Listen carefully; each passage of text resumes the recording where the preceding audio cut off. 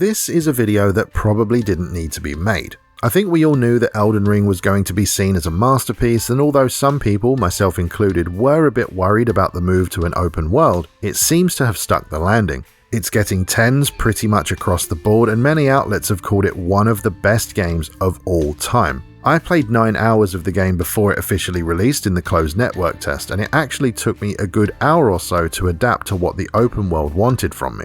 Overall, I came away from the network test with a very positive perception of what the game might be, and I gotta say, the full release of the game has absolutely surpassed my expectations in a number of ways. Keep in mind this isn't going to be a full review because frankly, a game this popular simply doesn't need one from a smaller channel like mine, especially when much more relevant YouTubers had their reviews out early and the big outlets are spamming people's feeds with coverage. That being said, I still wanted to cover the game myself in some way, and so here we are. As I've said a few times in the past, I've played and beaten all of From Software's Souls games plus all of the DLC multiple times. That's Demon Souls, Dark Souls 1, 2 and 3, and Bloodborne. Oh, and I should say that's not some sort of brag or anything, it's just to let you know what my background is with these kind of games. From Software have literally created their own genre, and needless to say, that's something that doesn't happen every day.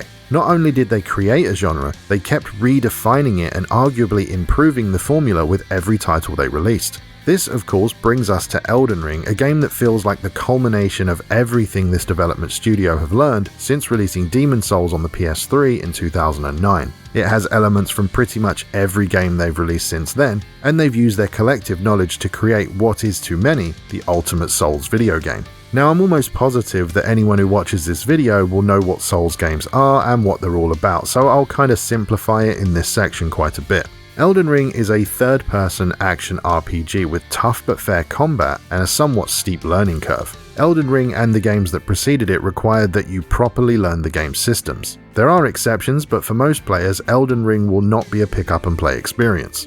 Not many people will be able to pick up the controller and simply progress through the game.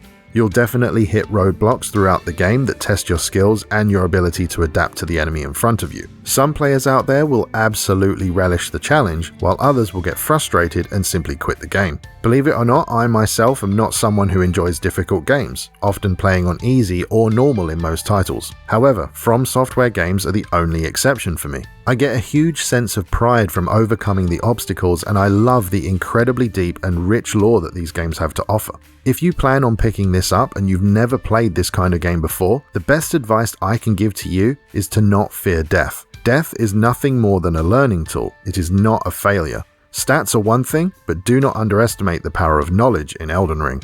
Gameplay-wise, it feels to me like a mixture of 3 main ingredients. The Dark Souls 3 moment-to-moment combat, the stealth of Sekiro, and the quickness of Bloodborne. I've mostly been using a longsword and heater shield as I started as the Vagabond class, but all of the weapons that I have tried feel great to use, and they connect with very satisfying audio-visual feedback. There's just so many weapons, armor pieces, items, and other stuff to collect that build diversity is going to be huge, like genuinely huge. And I would absolutely love to go into all of the details of exactly how everything works in this game, but there is just so much going on that this video would end up being hours long, and I'm really not exaggerating. So if you do want some detailed info for starting a new game or for anything at all, I recommend checking out Varti Vidya's channel, which I'll link below. I've been following his work for quite a few years now, and he'll do the subject far more justice than I ever could, so give it a look if you're interested. For those of you that might not know, Elden Ring uses a currency known as runes. These runes act as both your XP and your money,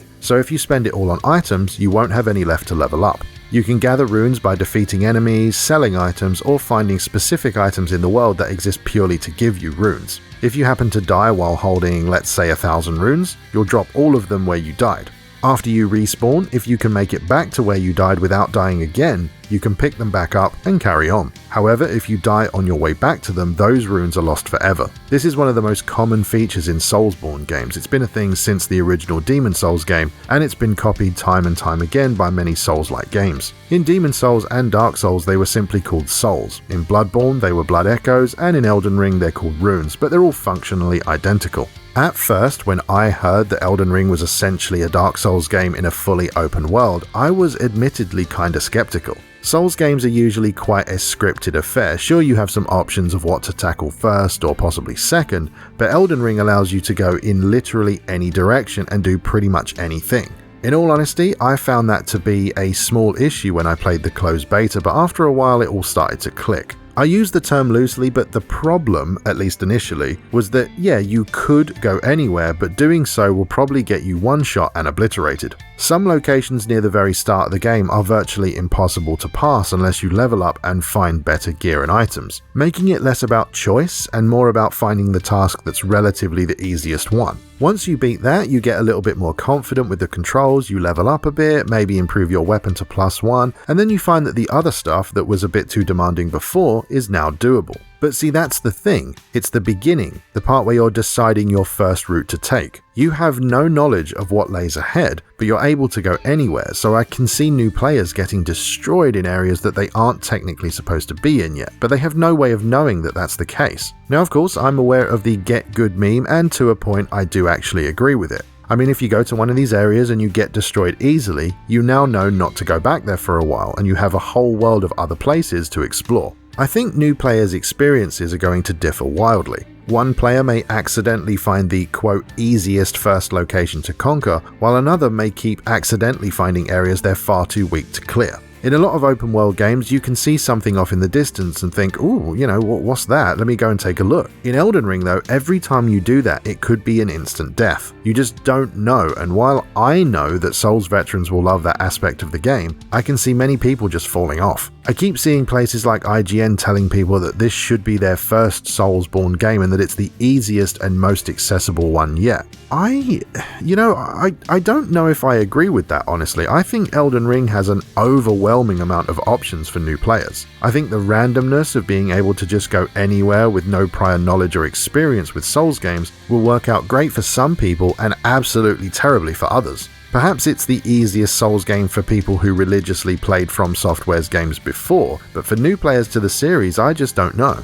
I suppose it remains to be seen, but if you fall into that category of Elden Ring being your first Souls game, let me know how you get on with it in the comments below. I would be genuinely interested to know. In order to cover ground quickly or better explore the world, you'll be gifted a spectral steed named Torrent. It's probably one of the best horses I've used in any video game. Torrent is very nimble, agile, and can double jump to help you reach higher ground. You can fight on horseback as well, and while it definitely takes some getting used to, I found it very competent and well built as a system. In fact, some bosses in the game basically require you to fight on horseback, and again, it does take some practice, but once you get it, it works very well in my opinion. The open world in general is stunning, and what gets me about it is that this is a last-gen game. This is a PS4 game that has a current-gen patch, and just so you know, I'm playing this on PS5 using the prioritized frame rate mode. There's so many areas that just look so great, and it really makes me think of Gears of War 2. Now, you might think that's a bit of a weird comparison to make, but their philosophy when developing Gears of War 2 was destroyed beauty, and I can't think of a term that sums up this world more than that. I don't think From Software games have ever been on the cutting edge of visual fidelity, but their design team's talent really shines through again and again. Sometimes art direction completely trumps polygon counts or photorealism. I mean, take the recently released Horizon Forbidden West for example.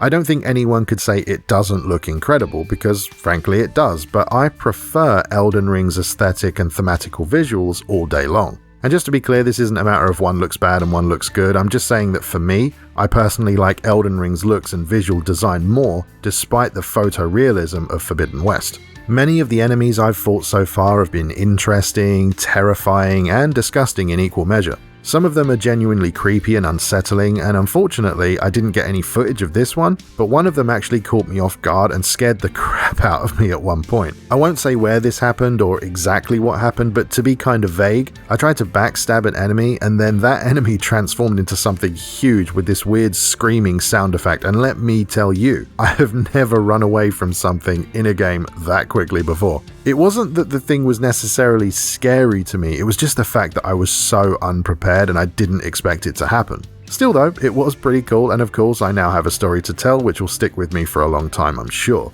Learning what each enemy is capable of and slowly progressing to the point where they become a mere inconvenience is a great feeling. Enemies that you used to avoid or treat with a fearful respect become fodder, meat for the grinder so to speak, and that's an important thing to note. Progress doesn't just come from watching your numbers increase. Progression comes from learning how to best an enemy, acquiring a new spell, discovering a better weapon, or finding a new NPC to chat with about the world that you exist in.